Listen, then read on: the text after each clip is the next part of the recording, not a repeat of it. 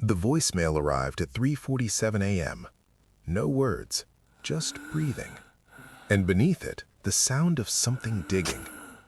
Sarah hadn't heard her brother's voice in 12 years, not since the funeral, not since they swore never to speak of it again. But she recognized the ragged breathing immediately. It was the same terrified panting from that night in the backyard when they were children, when the flashlight died and they finished burying it in complete darkness. The message ended with 4 whispered words. "It's not down there." Her phone buzzed again. A photo. Their childhood home, the backyard illuminated by the porch light. And there, in the center of the dead grass where they'd buried it 23 years ago, a hole. Fresh dirt piled beside it like a grave opened from below. Another text. "Come home. We have to find it before it finds us." The house looked smaller than Sarah remembered, shrunken by time and neglect. Her brother Michael sat on the porch steps, older and hollow-eyed, a shovel resting against his knees. He didn't look up when her car pulled into the driveway. "You actually came," he said flatly. "You said it was out," Sarah's voice cracked. "How is that possible?" Michael finally met her eyes. "I don't know, but 3 nights ago I started hearing scratching inside my walls. Then I found dirt on my pillow. Fresh dirt that smelled like it did that night." Sarah's stomach twisted. She remembered that smell. Earth and something else. Something wrong. "I came back to check," Michael continued. "The hole was already there. Whatever we put down there, Sarah, it crawled out, and I think it's been looking for us." He handed her a weathered photograph, their childhood selves grinning at the camera, dirt under their fingernails. Behind them, barely visible in the background, a shape at the tree line, watching. "That photo was taken the day before," Michael whispered. "It was already here." They sat in the abandoned kitchen, memories flooding back with suffocating clarity. Sarah hadn't let herself think about that summer in decades. Now it crashed over her like ice water. "We were 10 and 12, she said slowly. "We found it in the woods. It looked hurt." "It looked like a child," Michael corrected. "But it wasn't. We both knew it wasn't." Sarah nodded, trembling. Its skin had been too pale, almost translucent in the moonlight, its eyes too large and unblinking. When it smiled, there were too many teeth arranged in spiraling rows. "It followed us home, stood outside our windows every night just watching. Mom and Dad couldn't see it. They thought we were having nightmares." "Until it started getting inside," Michael said. "Remember? We'd wake up and it would be standing between our beds, learning to mimic us, copying our voices, our movements." Sarah's hands shook. "Dad said if we couldn't stop the nightmares, he'd send us away, separate hospitals." "So we made the pact. We lured it into the backyard, told it we wanted to play a game." The memory crystallized. 2 terrified children with a shovel and something that trusted them, climbing into a hole in the ground. The backyard felt wrong. The air hung thick and chemical-sweet, like fruit rotting from the inside. The hole gaped before them, deeper than they dug all those years ago, much deeper. Michael clicked on his flashlight, illuminating the earthen walls. Scratch marks covered every surface, frantic and deep, gouged by something clawing its way up through packed soil and rock. "How long would it take to dig out?" Sarah whispered. 23 years, apparently. Michael's light caught something at the bottom. Fabric. The remains of the blanket they'd wrapped it in before covering it with dirt. Sarah knelt at the edge. "There's something written down there." Carved into the earthen wall in crude, repetitive letters. "Found you. Found you. Found you. Found you." "It learned to write," Michael breathed. A sound drifted from the house behind them, the back door creaking open. They spun around, flashlight beams cutting through darkness. Their mother stood in the doorway, but she'd been dead for 6 years. She smiled with too many teeth. "Hello, children," she said in a voice like grinding glass. "I've been practicing. Do I sound right? Do I look right? I've been wearing her for so long now." Sarah couldn't move, couldn't breathe. The thing wearing their mother's face tilted its head at an impossible angle, studying them with black, depthless eyes. "You buried me alive," it said, voice shifting between their mother's tone and something ancient beneath.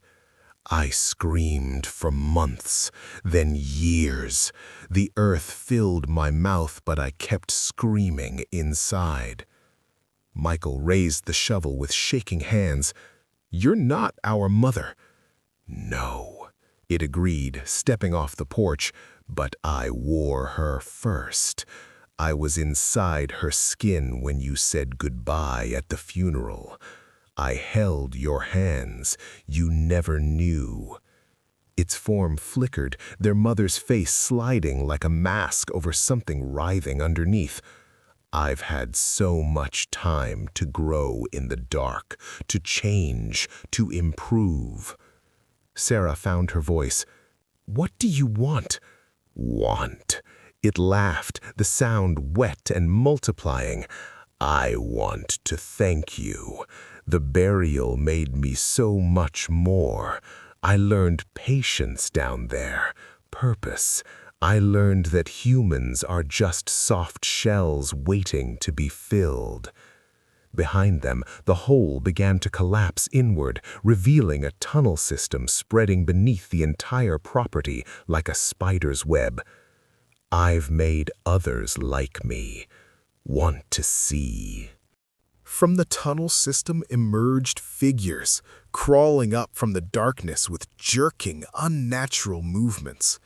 Neighbors Sarah recognized from childhood, all dead now, all wearing that same wrong smile. "Every person you loved," the thing said.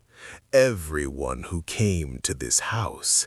I touched them, changed them, sent them back into the world as seeds." It gestured to the emerging crowd. "We've been spreading, learning, waiting for you to come home." Michael swung the shovel. It connected with their mother's face with a wet crunch, but the thing only laughed, the wound knitting itself closed instantly.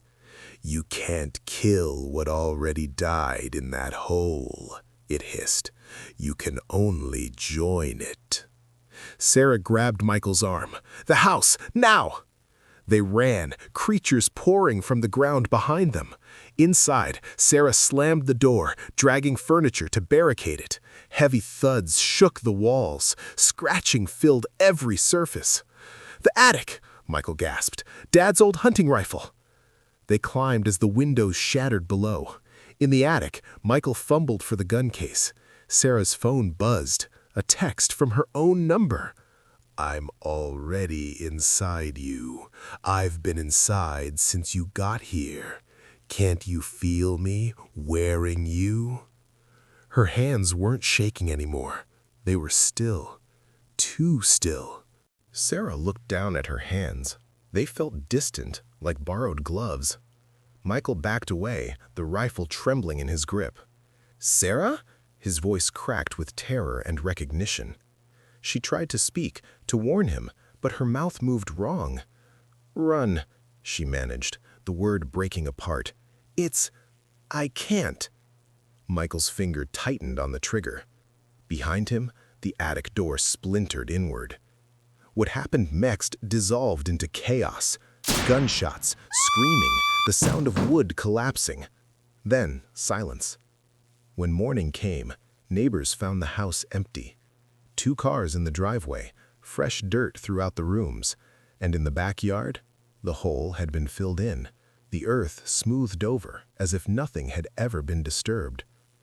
The siblings were never seen again, but across town, 2 people who looked exactly like Sarah and Michael showed up at their respective homes.